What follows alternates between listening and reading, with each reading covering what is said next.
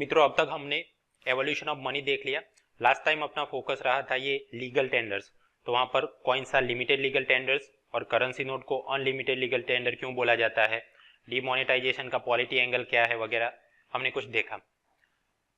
Now because of this demonetisation आजकल ज़्यादा बार है कि भाई बैंक मनी, ये डिजिटल पेमेंट, इनके ऊपर फोकस करना चाहिए। सो इन दैट कंटेक्स्ट ये आज हम लोग ये एटीएम कैसे काम करता है, रुपे कार्ड टेक्नोलॉजी क्या है, कोर बैंकिंग सोल्यूशन क्या होता है, यूपीआई, भीम, नेफ्ट, आरटीजीएस, इन सब के ऊपर थियरी, करंट, कंटेम्पररी इशू हम देखेंगे। एज सच मैंने पहले भी आपको बताया था कि बैंक मनी के बैकएंड में भी आपने फिएट मनी कोई बैंक अकाउंट में डाला है, उस हिसाब से बैंक मनी मतलब कोई पेपर ऑर्डर जनरेट होता है या कोई इलेक्ट्रॉनिक ऑर्डर जनरेट होता है जिसकी मदद से स्पॉट पेमेंट भी हो सकता है या डिफर्ड पेमेंट भी हो सकता है। सबसे पहले हम लोग ये पेपर ऑर्डर और उसके अंदर भी बहुत ही आसान उदाहरण चेक, वो कैसे काम करता है जरा पढ़ते हैं।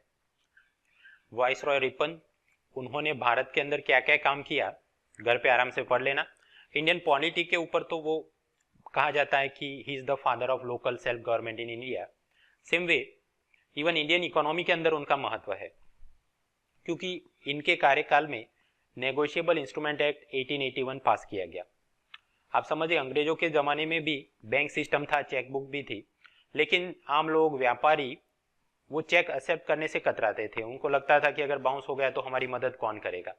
तो लोगों के प्रति ये चेकबुक और इस प्रकार के बैंकिंग ट्रांजैक्शन का विश्वास बढ़ाने के लिए ये कानून बनाया गया। एज सच नेगोशिएबल इंस्ट्रूमेंट्स, ये कानून के अंतर्गत कौन कौन से नेगोशिएबल इंस्ट्रूमेंट कवर्ड हैं। सबसे पहला बिल ऑफ एक्सचेंज। मित्रों, बिल ऑफ एक्सचेंज के अंदर 3 पार्टियां होती हैं। फॉर एग्जाम्पल, ये राजू बाबूराव को एक कागज का टुकड़ा दे दे जिसपे ये लिखा हो कि भाई श्याम, बाबूराव को 500 रुपए इस तारीख को आप दे देना, साइन बाय राजू। तो यहाँ पर क्या है, 3 पार्टियां हैं, राइट। और जिसने कागज का टुकड़ा दिया तो सामने वाले ने तीसरी पार्टी से वो पैसा लेना है। एक तो ये हो सकता था कि बाबूराव उस तारीख तक वेट करें और फिर अपना पैसा ले ले, और अगर उनको जल्दी हो then he could sell this bill of exchange at discount to some third party, कि भाई तू लेना और अभी मुझे 500 नहीं 400 रुपए दे दे। तो इस प्रकार से इसका नेगोशिएशन भी हो सकता है। सो नेगोशिएबल इंस्ट्रूमेंट। यहाँ पर खास बात यह है मित्रों कि बिल ऑफ एक्सचेंज के ऊपर स्टैंपिंग इज रिक्वायर्ड, मतलब वो रेवेन्यू स्टैंप खरीद के लगाना पड़ता है, और वो रेवेन्यू स्टैंप आपने खरीदा so automatically you are paying tax to the government. For example, ये अंग्रेजों के जमाने में अगर 500 रुपए तक का बिल ऑफ एक्सचेंज हो तो उसके ऊपर 1 रुपये 25 पैसे का स्टैंप लगाना पड़ता था। Okay, so under this negotiable instrument act कौन कौन से प्रकार के इंस्ट्रूमेंट कवर्ड हैं। First is bill of exchange. मैंने आपको बताया 3 पार्टियां होती हैं और इसके ऊपर स्टैंपिंग इज रिक्वायर्ड। उसके विपरीत चेक, यहाँ पर भी 3 पार्टियां ही होती हैं। मैं आपको चेक दे रहा हूँ सो आई एम द ड्रॉवर। मैं आपको एसबीआई का चेक दे रहा हूँ तो मतलब वो ड्रॉवी बैंक है, and because you are the recipient तो आपको बोलते हैं payee, you are the payee. But यहाँ पर बिल ऑफ एक्सचेंज के विपरीत स्टैंपिंग इज नॉट रिक्वायर्ड, कोई रेवेन्यू स्टैंप लगाना नहीं पड़ता, बस आपने साइन करना है और एक क्रॉसिंग अगर आप चाहें तो कर सकते हैं। इस कानून के तहत नेगोशिएबल इंस्ट्रूमेंट का एक तीसरा प्रकार है प्रॉमिसरी नोट्स। यहाँ पर 3 नहीं केवल 2 पार्टियां होती हैं कि मैं एक कागज के टुकड़े पे आपको लिख के दे दूं, I promise to pay the bearer this sum of amount on this date, तो ये हो गया अपना प्रॉमिसरी नोट। लेकिन आप याद रखना कि ये फिएट मनी नहीं है। फिएट मनी तो अलग चीज है, वहां पर भी बराबर है कि गवर्नर ने कुछ लिखा होगा कि I promise to pay the bearer sum of 2000 rupees, लेकिन वो गवर्नमेंट के ऑर्डर से फिएट मनी इज इशूड। ये तो कोई भी ओंगा पोंगा अपना प्रॉमिसरी नोट दे सकता है। उस जमाने में प्रॉमिसरी नोट को बोलते हैं पी नोट। आज की तारीख में भी पी नोट तो है, बट उसे क्या बोलते हैं, participatory note.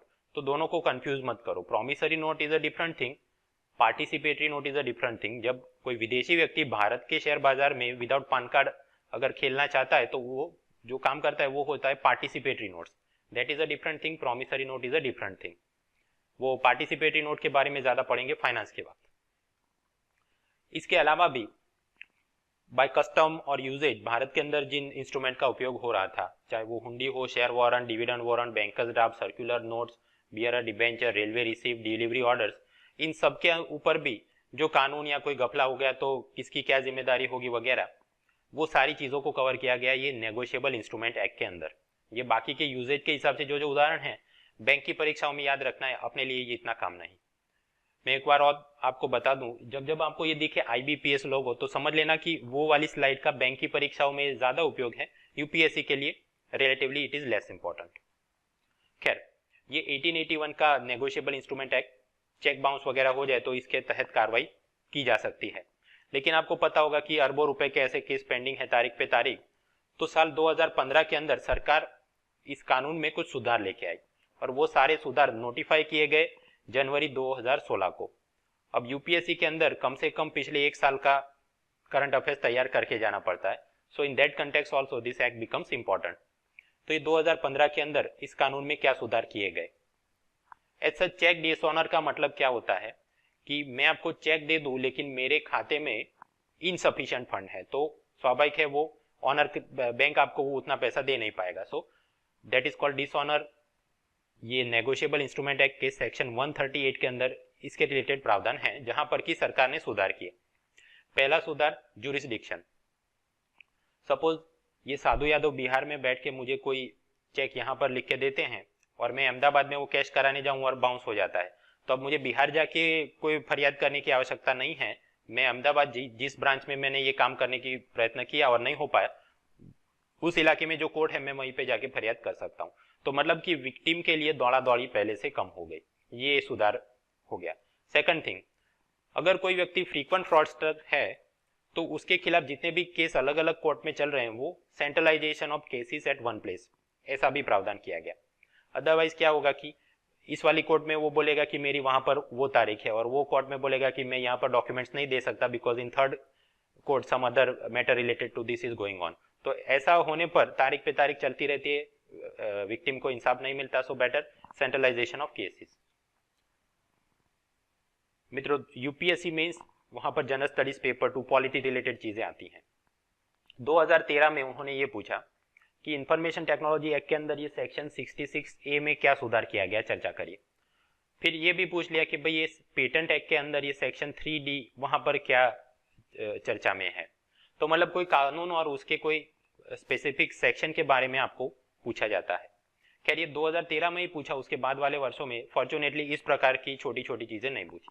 But God forbid इनको वापस मस्ती चढ़ जाए और यूपीएससी में ऐसा पूछें कि discuss the significance of amendment in the section 138 of negotiable instrument act, तो अब आपको आएगा आसान है।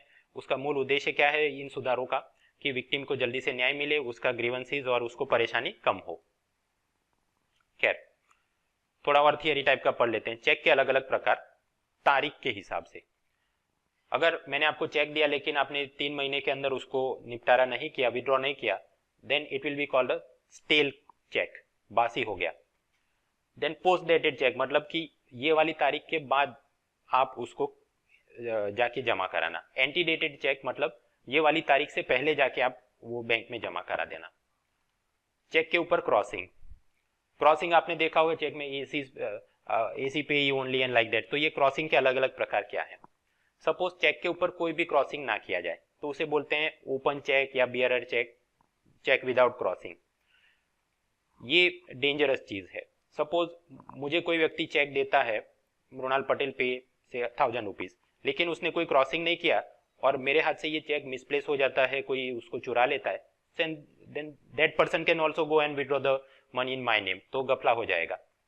हाँ, ये बात भी बराबर लेटर से कि भाई मृणाल पटेल केवल इतना ही लिखा है और मेरे बदले कोई और व्यक्ति वहां पर जाता है और बैंक वाले बोलते हैं कि लाओ पान कार्ड या something like that, then also Mrinal Patel नाम के तो और भी लोग हो सकते हैं ना।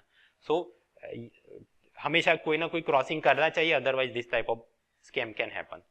सेकंड, तो मतलब वन कुड बी कि विदाउट क्रॉसिंग का चेक है। फिर एंड कंपनी, ऐसा कोई क्रॉसिंग किया जाए, इसे जनरल क्रॉसिंग भी बोलते हैं।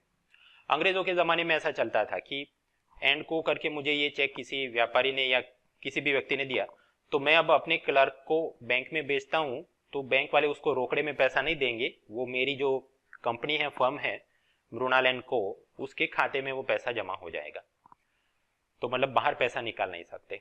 अब इस एंड को के भी 2 प्रकार होते हैं, negotiable and non negotiable. Negotiable मतलब आप समझिए, अंग्रेजों के जमाने में बैंकिंग सिस्टम तो था but financial inclusion was less. तो ऐसा भी हो सकता है मैं एक छोटा व्यापारी हूं, मुझे कोई बाहर वाले व्यक्ति ने चेक दिया एंड को करके, लेकिन मेरा बैंक में खाता ही नहीं है, तो फिर मैं क्या करूंगा, किसी बड़े व्यापारी को अपना ये चेक दे दूंगा कि सेठ आपके पास तो बैंक का अकाउंट है, तो आप जाके इसको कर लो और आपके खाते में पैसा जमा हो जाए, लेटर से 500 रुपए, तो उसमें से मेरे को 450 आप दे देना, आप बीच का कमीशन रखो। So like that I could do negotiation. Same way मुझे अगर रॉ मटेरियल सप्लायर को कोई पैसा देना हो तो मैं अपने ही नाम वाला ये जो है उसको ट्रांसफर कर दूं या मेरे उधारी के लिए किसी को ट्रांसफर कर दूं। So this thing like that negotiation वो किसी और को ट्रांसफर कर सकते हैं। ऐसा भी एक प्रकार हो सकता है, या फिर कि उस पर लिख दिया हो क्रॉसिंग में एंड को नॉट नेगोशिएबल, तो मैं किसी और को ये दे नहीं पाऊंगा। थर्ड टाइप जो आजकल मॉडर्न समय में हम देखते हैं, पे इज अकाउंट ओनली, AC/पे ओनली। तो मतलब ये केवल मेरे खाते में ही जमा होगा, इट इज नॉट ट्रांसफरेबल, मैं किसी और को नहीं दे सकता। उधारी चुकाने के लिए XYZ वो मैं अपने खाते में जमा करूं, फिर मैं अपने लिए सेल्फ पे एक चेक लिखूं, वहां से रोकड़ा निकालूं और फिर मैं जाके कुछ कर सकता हूं। एंड लास्टली स्पेशल क्रॉसिंग, जैसे कि ऐसा लिख दिया जाए एंड को with deposit only at Chennai account या चेन्नई बैंक, तो मतलब कि केवल उसी बैंक ब्रांच के अंदर जाके उसे जमा करा सकते हैं, बाकी कोई दूसरी बैंक में या ब्रांच में जाके किया तो they are not liable to pay. अंग्रेजों के ज़माने में ऐसा होता था, क्योंकि ये RBI वगैरह बना उससे पहले भी अलग अलग बैंक तो थी, करीब 1300 से ज़्यादा भारत में बैंक थी। सो ऑब्वियसली मद्रास के अंदर कोई खोपचे में बैंक होगा तो बॉम्बे के अंदर लोगों को पता भी नहीं होगा उनकी बैंकों को कि ऐसा कोई एग्जिस्ट करता है। So if I go and take that cheque into some my branch in Bombay, no one will honour it. तो वहां पर स्पेसिफिक क्रॉसिंग कर दिया जाता था कि ये केवल ये वाली चेन्नई की बैंक में ही क्रॉस डालना है। सो स्पेशल क्रॉसिंग, तो इस प्रकार से क्लासिफिकेशन हो सकता है। अनदर टाइप ऑफ, इसी को अगर मैं थोड़ा और रिफाइन कर दूं तो चेक के दो प्रकार हो सकते हैं। एक कि जो क्रॉस उस पर कुछ किया गया है जिसको ऑर्डर चेक बोलते हैं, तो जनरल भी हो सकता है या स्पेसिफिक भी हो सकता है कि deposit at a specific branch, या फिर कि उसके ऊपर कोई क्रॉसिंग नहीं किया गया है, then we can say it is an open cheque या बेयरर चेक, ठीक है ना। जैसे ये अपने ट्रैवल चेक उसको भी इसी कैटेगरी में रख सकते हैं, anyone who goes and present, तो चेक बैंक वाले उसको पैसा दे देंगे, ठीक है। तो अब तक समझ लिया कि चेक क्या होता है, तारीख के हिसाब के उसके प्रकार, क्रॉसिंग के हिसाब से उसके प्रकार। अब आपने ये चेक बैंक में दिया तो उसका क्लियरेंस, अभी बैंक के अंदर जो भी स्टाफ है वो क्या करेगा, चेक ओके तो वो देखेगा कि नीचे नंबर बराबर है। फिर एक तो मैन्युअली क्लियरेंस हो सकता है, मतलब वो बड़ा सा एक रजिस्टर निकाले, वहां पर देखे कि ये चेक नंबर के हिसाब से इस वाली पार्टी का है, उसके खाते में इतने पैसे हैं, फिर वो मैन्युअली माइनस करे and like that, manual clearing very time consuming. और दूसरा हो सकता है ऑटोमेटेड क्लियरिंग सिस्टम ACS, जिसके भी दो सब टाइप्स हैं। एक होता है माइकर, मतलब कि ये मैग्नेटिक इंक कैरेक्टर रिकॉग्निशन, ये जो नीचे लिखा गया है वो अपने मशीन में देखेगा और वहां पर क्योंकि आयन ऑक्साइड की इंक यूज करते हैं तो अपने आप वो जल्दी जल्दी डिटेक्ट कर लेगा कि ये कौन सी ब्रांच का और किसके खाते का क्या नंबर हो रहा है। So that is MICR technology. और दूसरा होता है OCR, that is optical character recognition, जैसा वो स्कैन करके हम PDF बनाते हैं फिर उसके अंदर OCR करके टेक्स्ट को सिलेक्ट कर सकते हैं, लाइक दैट OCR टाइप का भी नीचे कुछ लिखावट हो और अपने आप मशीन डिटेक्ट कर ले और जल्दी जल्दी उसका क्लियरेंस हो जाए। OCR की अपेक्षा माइकर चेक टेक्नोलॉजी उसको ज्यादा सिक्योर और बढ़िया माना जाता है। तो एक उदाहरण देखते हैं, ये चेक और जो नीचे लिखा गया है that is written using magnetic ink. तो शुरुआत में जो डिजिट्स हैं that is the cheque number, उसके बाद जो 9 डिजिट्स हैं that is the MICR code, जिसमें पहले 3 से पता चलता है कि सिटी कौन सी है, उसके बाद वाले 3 से पता चलता है कि बैंक कौन सी है, एंड लास्ट 3 डिजिट से पता चलता है कि उसकी ब्रांच कौन सी है। तो उस हिसाब से वो डिटेक्ट करेगा, जैसे अपना पिन कोड होता है वैसा माइकर कोड, और जल्दी जल्दी निपटारा हो सकता है। बट एक समस्या है कि भारत के अंदर तो बराबर इतने 9 डिजिट माइकर कोड तो सब कुछ कवर हो गया, लेकिन यही चेक अगर कोई नेपाल भेजे या पाकिस्तान तो हो सकता है वहां पर ओवरलैप हो जाए उनकी कोई अलग ब्रांच से और गड़बड़ हो जाए। तो फिर हम लेके आए ये IFSC code, Indian financial system code. देखिए माइकर के अंदर there are only digits from 0 to 9, but यहाँ पर there are 11 alphanumeric codes, alphabet भी हो सकते हैं, 0 to 9 के आंकड़े भी हो सकते हैं। इधर शुरुआत के जो 4 लेटर्स होते हैं उससे पता चलता है कि बैंक का नाम कौन सा है, 5वां हमेशा 0 होता है, एंड देन लास्ट 6 उससे पता चलता है कि ये कौन सी ब्रांच से है, मतलब city and then branch, something like that. तो ये हो गया अपना IFSC कोड। ये चेक को आप अगर और बारीकी से देखें तो पता चलेगा ऊपर लिखा है वैलिड फॉर 3 मंथ्स ओनली, मतलब उसके बाद अगर आप ये डालने जाएंगे then it will be considered stale cheque, बासी हो गया। अब नीचे कुछ और भी लिखा है, एट पार, ये लिखा है multi city cheque payable at par at all branches of SBI। ये क्या है, चेक के लोकेशन के हिसाब से 2 प्रकार हो सकते हैं, local cheque versus at par cheque. जैसे कि ये पहला चेक है, आप पाएंगे आराम से पढ़ेंगे तो कि तिरुवनंतपुरम ब्रांच का नाम लिखा है।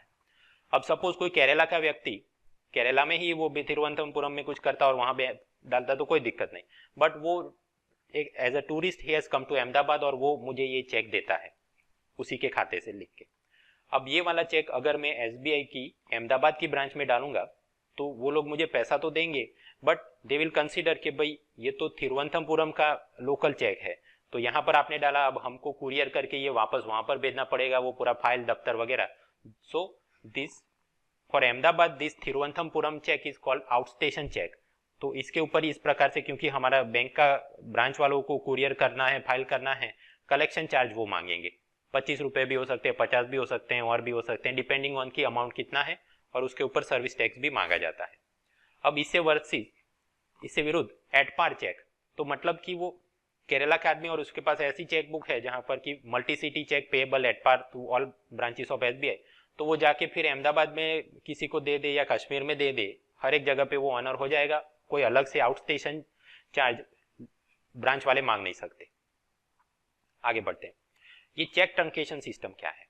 ऐसा मित्रों, बैंक मनी के अंदर हमने देखा पेपर ऑर्डर होता है और इलेक्ट्रॉनिक ऑर्डर होता है, बट ये नेफ्ट आरटीजीएस ऐसे इलेक्ट्रॉनिक इंस्ट्रूमेंट से तो बहुत कम ट्रांजैक्शन होता है, most of the transaction done through that cheque system.